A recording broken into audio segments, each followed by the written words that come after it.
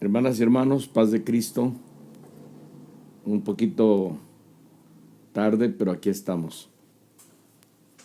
Quiero invitarles para que escuchen la lectura de unos versículos del capítulo 6 del libro de los Jueces, del verso 11 al 16. Dice: Y vino el ángel de Jehová y se sentó debajo de la encina que está en Ofra, la cual era de Joás Abieserita, y su hijo Gedeón estaba sacudiendo el trigo en el lagar para esconderlo de los madianitas. Y el ángel de Jehová se le apareció y le dijo: Jehová está contigo, varón esforzado y valiente. Y Gedeón le respondió: Señor mío, si Jehová está con nosotros, ¿por qué nos ha sobrevenido todo esto? ¿Y dónde están todas esas maravillas que nuestros padres nos han contado, diciendo: ¿no nos sacó Jehová de Egipto? Y ahora Jehová nos ha desamparado y nos ha entregado en mano de los madianitas. Y mirándole Jehová le dijo: Ve con esta tu fuerza y salvarás a Israel de la mano de los madianitas. ¿No te envío yo? Entonces le respondió: Señor mío, ¿con qué salvaré yo a Israel? He aquí que mi familia es pobre en Manasés, y yo el menor de la casa de mi padre. Jehová le dijo: Ciertamente yo estaré contigo, y derrotarás a los madianitas como a un solo hombre. La historia de Gedeón es una historia muy hermosa, que ha servido para muchos sermones, para muchas enseñanzas, y pues como cualquier otro pasaje de la Biblia, pero este es un pasaje muy conocido porque tiene lecciones muy importantes para todos los que en algún momento enfrentamos dificultades y calamidades. Esta ocasión quiero hablarles acerca del tema: y finalmente Dios se hace presente. Hay veces que Dios como que se aleja de nosotros, como que nos abandona, y como que Él está tan enojado que no quiere ni siquiera voltear para donde nosotros estamos. Y cuando esas cosas ocurren, entonces el hombre, la mujer, las personas nos volvemos muy nerviosos, entramos en un estado de estrés, de desesperación, porque lo único que nos puede cambiar todo es la mano de Dios. Y cuando Dios de pronto parece que está ausente, pues entonces eso complica mucho la vida de las personas. Y es el caso de esta enseñanza, de esta porción de la Biblia. Al inicio del capítulo se nos dice que Israel había hecho lo malo delante de Dios. Dios los había respaldado, ya habían conquistado la tierra, ya se habían posesionado de ella, ya estaban cosechando lo que las tierras esas producían, estaban muy bien. Pero cuando nosotros estamos muy bien, una de las primeras cosas que nos ocurre a todos los seres humanos es que luego nos olvidamos de Dios y empezamos a hacer cosas que son desagradables a Dios. Entonces, pues Dios se molesta, lógicamente, porque pues si Él nos ha bendecido, si Él nos ha dado todo lo que necesitamos, y nosotros como una manera de agradecerle, nos vamos y traicionamos la fe que es en Él, pues entonces es lógico que Dios se molesta, porque Dios es amor, pero también se enoja, también se molesta, y por eso hay reglas muy claras que nosotros tenemos que conocer y que tenemos que observar, porque del otro modo entonces incurrimos en errores que luego el Señor nos requiere. Así que es el caso de Israel. Ellos habían recibido ya la tierra, estaban cosechando lo que la tierra producía, estaban muy bien, pero empezaron a adorar dioses extraños, y entonces Dios los abandonó. Y al abandonarlos el Señor, pues lógicamente eso tiene otras consecuencias. Y una de las consecuencias muy graves que tuvo este abandono de la ley de Dios es que empezaron los israelitas a tener problemas porque cada año los madianitas, que era un pueblo guerrero, era un pueblo fuerte, venía cada año a visitarlos, pero no era una visita de cortesía, no era una visita de amistad, sino que venían ellos a robarles todo lo que ellos habían cosechado durante el año. Los hebreos sembraban sus parcelas, la tierra era una tierra que fructificaba muy bien porque eran tierras muy buenas y las cosechas eran abundantes, pero venían los madianitas y peleaban contra ellos, los vencían y les arrebataban todo lo que habían sembrado y se lo llevaban y quedaba, dice aquí que ni los burros les quedaban al pueblo de Israel, así dice el texto, dice que los asnos también se los llevaban. Entonces se llevaban el producto de la tierra, se llevaban las vacas, se llevaban las ovejas, se llevaban los caballos, los burros, todos se llevaban, los dejaban completamente pobres. Entonces el pueblo de Israel lo que hacía es que cuando ya se estaba acercando el periodo de la cosecha, se iban a lugares donde ellos consideraban que estaban ocultos y cosechaban lo que fuera, el trigo o la cebada, lo que fuera, y entonces se lo llevaban a las cuevas, a lugares donde ellos se metían para escapar de los madianitas, y allí en esos lugares secretos, allí ellos sacudían el producto de la cosecha y lo limpiaban y lo guardaban, porque de esa manera pues ellos podían escapar la cosecha para tener que comer durante el año. Y eso es lo que estaba haciendo Gedeón. Gedeón dice aquí el pasaje que estaba sacudiendo la cosecha cuando de pronto se presenta un ángel. Pero antes del ángel ya había estado allí un profeta. No se nos da el nombre del profeta, pero sí los versículos anteriores a los que leímos dice que el Señor mandó un profeta y que ese profeta les dijo pues que lo que les estaba sucediendo era un castigo porque habían abandonado la ley de Dios. Así que entonces ellos ya habían sido exhortados por el profeta para que se volvieran a Dios, pero no encuentro, no dice aquí el pasaje que el pueblo hubiera reaccionado al mensaje del profeta. Entonces, inmediatamente después de que habla del profeta, desaparece el profeta de la escena y entonces aparece el ángel que viene y se sienta allí enfrente de donde Gedeón estaba trabajando. Y una de las cosas que vemos en Gedeón es que él estaba intimidado. Y es que cuando el hombre o la mujer se sienten que Dios les ha dado la espalda, que Dios los ha dejado solos, pues viene eso, viene la intimidación. Cualquier cosa los asusta, cualquier cosa les preocupa, cualquier cosa se convierte en un gran problema porque es indispensable, es de primerísima necesidad que Dios esté allí para ayudarnos en todo. Hay veces que nosotros nos molestamos porque Dios no nos contesta de manera inmediata, pero cuando de pronto sentimos que el Señor nos ha dejado solos, nuestra conciencia nos habla, nos dice, y tú hiciste esto y esto, y por eso el Señor te está dejando así solo. Entonces, no solamente se convierte en un problema el hecho de que el Señor no esté allí para ayudarnos, sino que hay un problema de conciencia, hay un problema de que la persona está intranquila porque su conciencia le está redarguyendo el pecado, las cosas que hizo y que sabe que ofendieron a Dios. Y entonces Gedeón está intimidado y el ángel le dice, ve a salvar a tu pueblo, pero él dice, es que nuestros enemigos son muy poderosos, nuestros enemigos no es posible que yo los vaya a derrotar, además soy muy pobre, mi familia es muy pobre y luego yo soy el menor de toda la familia.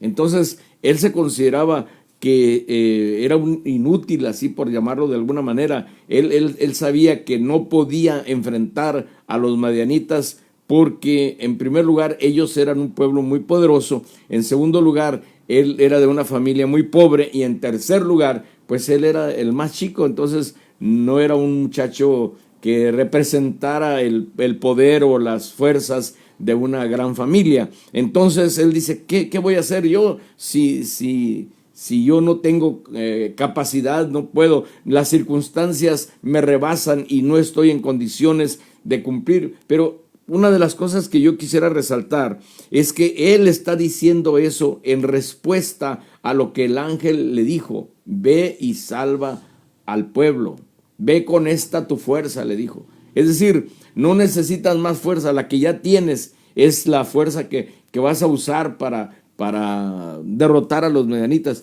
Pero él está intimidado, él no cree que Dios lo va a respaldar, aunque Dios, o el ángel pues, que es lo mismo, le está hablando, pero ni porque el ángel le habla, él cree. Él sigue pensando en que no tiene la capacidad para hacer aquello. Entonces, aquí es muy importante la presencia del ángel, porque muchos de nosotros ni siquiera pensamos en que un ángel puede venir y interactuar con nosotros. Yo creo que Gedeón tampoco esperaba la visita de un ángel. Yo no sé hasta dónde en ese momento de la historia era posible pensar en que un ángel podía ir y podía interactuar con alguno de los integrantes del pueblo de Israel. No sé hasta dónde Gedeón estaba sorprendido de que un ángel estuviera allí. Sin embargo, entonces el Señor nos visita. Por eso el tema de esta ocasión es: y finalmente Dios se hace presente. Dios los abandonó, los dejó en manos de los madianitas, pero dice la Biblia que clamaron a Dios, buscaron a Dios, se arrepintieron de lo que habían hecho y empezaron a orar, y entonces el Señor respondió.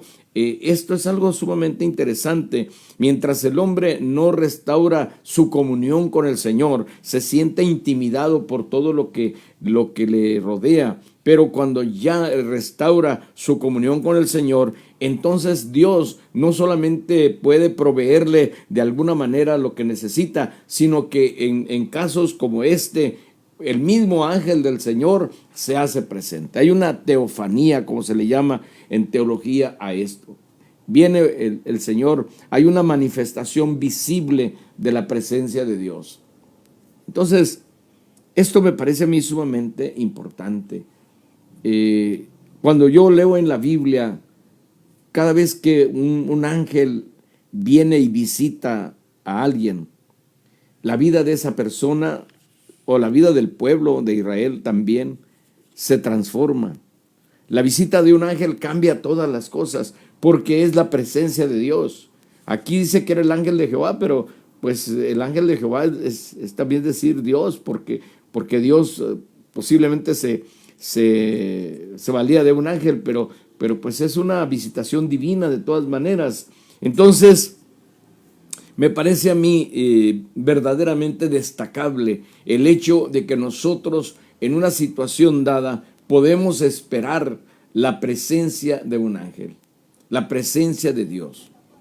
Hay muchos hermanos y hermanas en la iglesia que han tenido visitaciones divinas, han estado pasando por momentos difíciles y después de un periodo de oración, de ayuno, de búsqueda de Dios, el Señor se ha manifestado en visión, en sueño o de manera visible. Tenemos casos, muchos casos, podemos contar testimonios de ocasiones en las que Dios se hizo presente. Hace alrededor de unos 38 años que me diagnosticaron desprendimiento de las dos retinas, de mis dos ojos, y yo me sentía muy mal y fui con un especialista, un retinólogo, y me revisó y me dijo: sus dos ojos están muy mal, las retinas ya se le están desprendiendo, se le van a caer y en ese momento va a quedar ciego de los dos ojos. Y le dije: bueno, pero ¿qué me puede ayudar? ¿Qué tratamiento me puede dar? Me dijo: no, el problema es tan grave que no tiene tratamiento, no lo puedo operar, no lo puedo curar.